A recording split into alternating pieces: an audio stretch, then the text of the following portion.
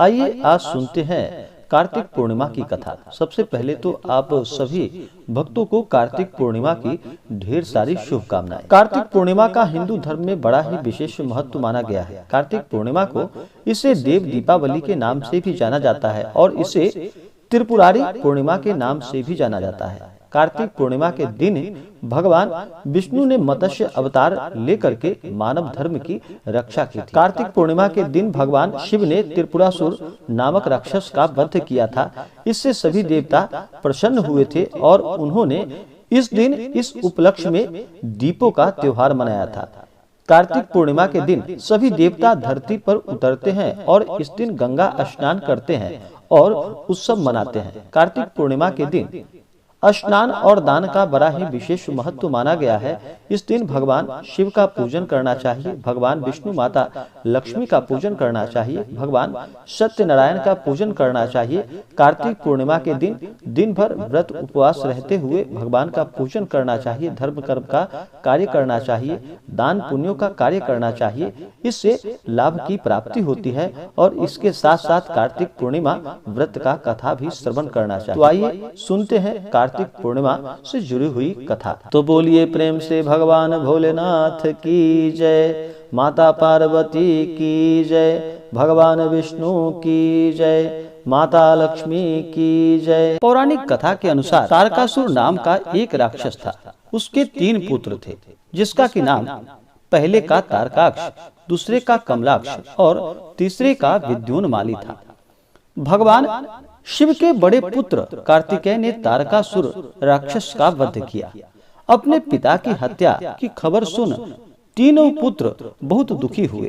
तीनों ने मिलकर ब्रह्मा जी से वरदान मांगने के लिए घोर तपस्या की।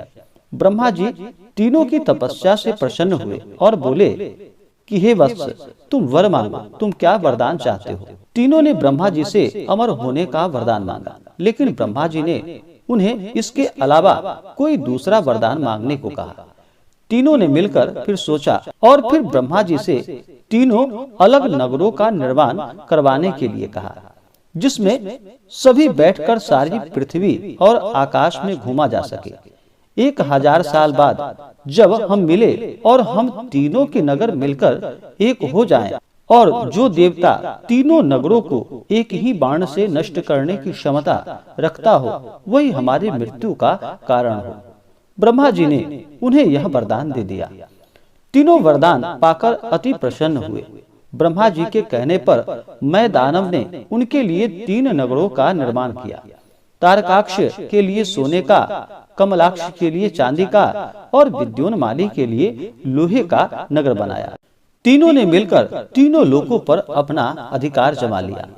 इंद्र देवता इन तीनों राक्षसों से भयभीत हुए और भगवान शंकर की शरण में गए।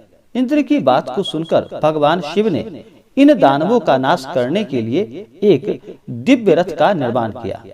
इस दिव्य रथ की हर एक चीज देवताओं से बनी थी। चंद्रमा और सूर्य से पहिए बने।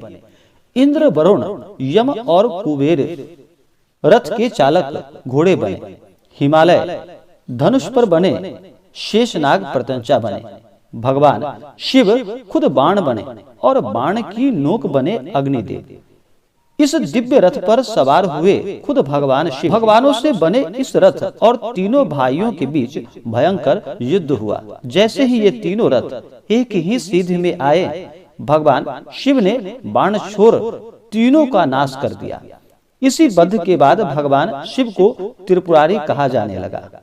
यह वध कार्तिकेय मास की पूर्णिमा तिथि के दिन हुआ था, इसलिए इस दिन को त्रिपुरारी पूर्णिमा के नाम से जाना जाने लगा। तो बोलिए प्रेम से भगवान विष्णु की जय, भगवान भोलेनाथ की जय, माता पार्वती की जय।